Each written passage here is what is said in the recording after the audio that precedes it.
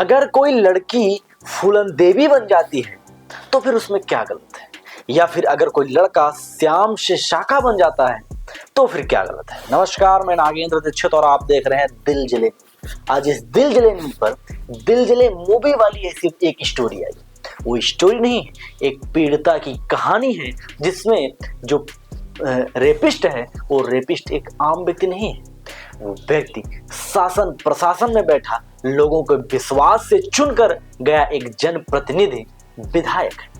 दरअसल मैं बात कर रहा हूं उन्नाव रेप केस, जिसकी काफी सुर्खियां हैं।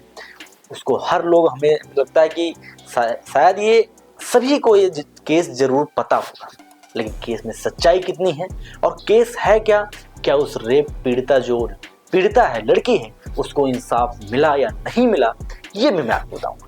दरअसल ये मामला 2017 का, जब एक लड़की, देखिए हमारे क्षेत्र के, आपके क्षेत्र कहीं के भी विधायक, मंत्री, सांसद जो भी होते हैं, तो हमारे मन में ये होता है कि अगर कोई केस हमारा फंसा हुआ है या फिर हमें कोई ऐसी हमारी नौकरी नहीं लग रही है, अगर हमें उसकी चाह है, तो हम चाहते हैं कि अगर हमारे विधायक जी फोन कर देंगे या हमारे मंत्री जी फोन कर देंगे तो हमारा काम हो जाएगा। तो उसी प्रकार उस लड़की के मन में भी ऐसा था कि उसकी भी एक जगह नौकरी लग रही थी, लेकिन उसमें भाई थोड़ा बहुत सिफारिश की जरूरत थी। तो वो लड़की, एक जो विधायक जी हैं जिनका नाम कुलदीप सिंह सेंगर है, उनके पड़ोसी के संपर्क में वो लड़की आती है। और उस लड़की जब पड़ोसी के संपर्क में आती है तो वो लड़की सीधे वहां कुलदीप सिंह सेंगर के पास आती है और उस जो पड़ोसी था उसके संपर्क के जरिए से जाती है। तो जब जाती है वहां, उनसे मिलती है, तो उसके साथ जो सलूक होता है, वो सलूक सिर्फ कुलदीप सिंह सेंगर ने नहीं किया।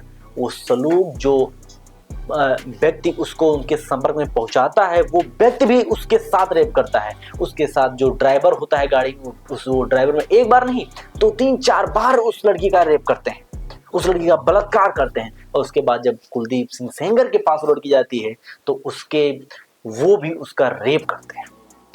दरअसल ये मामला मैं नहीं बता रहा, ये मामला आप हर सोशल मीडिया प्लेटफॉर्म पे पाएंगे। ये इतना ज्यादा आज भारतीय शासन प्रशासन और भारतीय न्याय व्यवस्था को लताड़ रही है कि जितना कभी नहीं हुआ।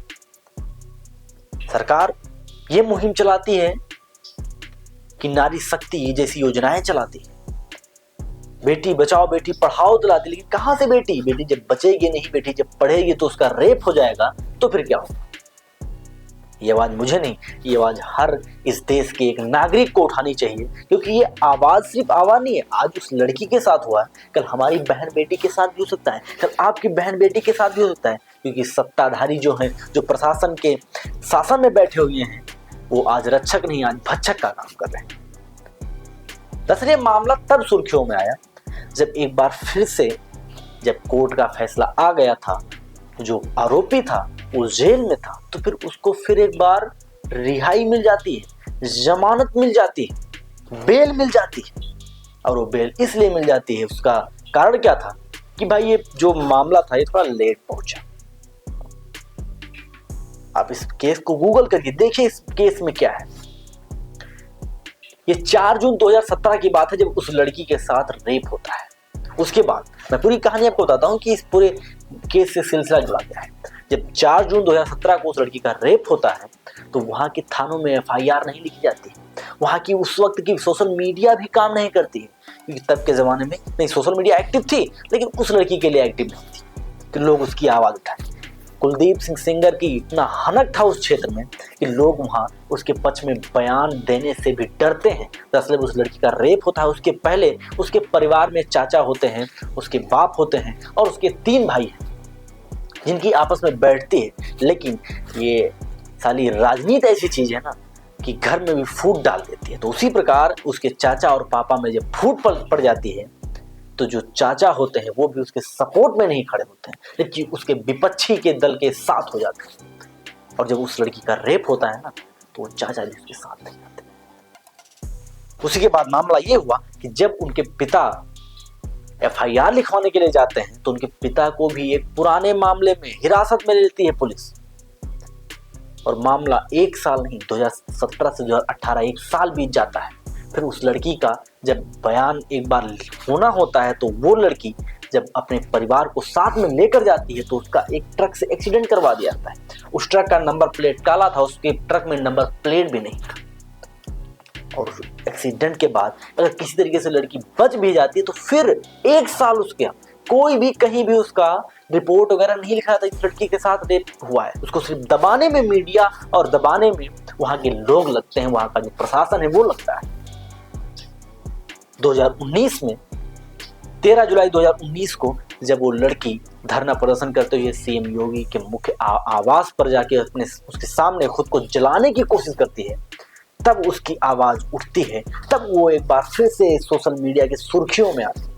और फिर उसका केस इलाहाबाद हाईकोर्ट में जाता है। इलाहाबाद से देखिए जब उस पर और भी दबाव पड़ता है, प्रशासन और जो विधायक था भाई उसका दबाव था, बीजेपी का विधायक था, वर्तमान बीजेपी सरकार भी थी, तो जब यहाँ भी उसका मामला नहीं फाइनल होता है ना तो यहाँ से सीधे देखिए वो लड़की सुप्रीम कोर्ट को भी पत्र लिखती है, सुप्रीम कोर्ट के मुख्य न्यायाधीश को भी पत्र लिखती है कि मेरा रेप हुआ है, ये मुझे न्याय चाहिए, गिव मी जस्टिस।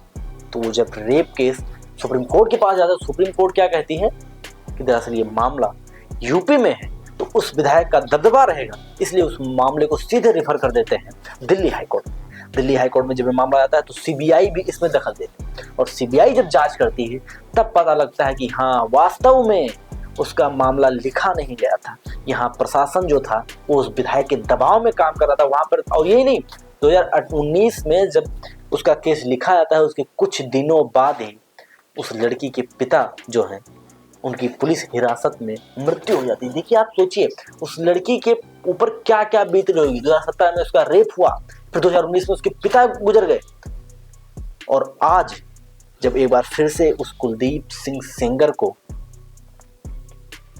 जमानत मिली है, कुलदीप सिंह सेंगर को बेल मिली है, तो जब फिर से एक बार वो दिल्ली के इंडिया गेट के सामने प्रदर्शन कर दी हुई खड़ी होती है तो उसको पुलिस जानते हो क्या करती है? पुलिस को धक्के मार के लाठियां मार के वहां से फिर से भगा देती है। इसी कड़ाके ठंड में वो सिर्फ हाथ में पत्थर नहीं लेती, हाथ में कोई राइफल, कोई बंदूक, कोई AK-47 नहीं थी, हाथ में तो सिर्फ एक दफ्ती थी जिस पर लिखा हुआ था give me justice, give me justice. सोचिए उस लड़की पर क्या बीत रही। लेकिन क्या होता है कि एक बार फिर से कुलदीप सिंह सेंगर को बेल मिल जाती है, 10 साल की सजा हुई, उम्र कैद सजा हुई, उम्र कैद सजा पर भी बेल मिल गई। ये है सरकार और ये है न्याय व्यवस्था। इसलिए कहते हैं कि जिसके पास पैसा है, जिसके पास प्रशासन का एक पावर है, जो पावर में बैठे लोग हैं उनके सामने न्यायपालिका भी घुटने टेक देती है, ऐसी व्यवस्था दिख रही।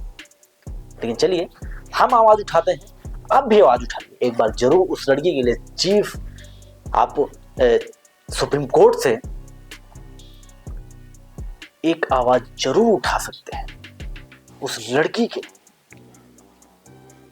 और आप अगर आवाज उठाएंगे तो ये विश्वास है कि जिस प्रकार हम आज आवाज उठा रहे हैं, अगर आप भी आवाज उठाएंगे तो उस लड़की को न्याय मिलेगा। भले ही देखिए ये एक लड़की का विषय नहीं है, ये लड़की कैरेक्टर का विषय नहीं है, ये विषय उस न्यायपालिका का है कि जो न्यायपालिका आज एक विधायक को सजा देने में मुकर रही है, क्या वो कल अगर हमारे आपके साथ ऐसा होगा तो फिर हमारे आपके साथ भी ऐसा होगा, हो सकता है हमारी आपकी बहन बेटियों के साथ ऐसा हो सकता है।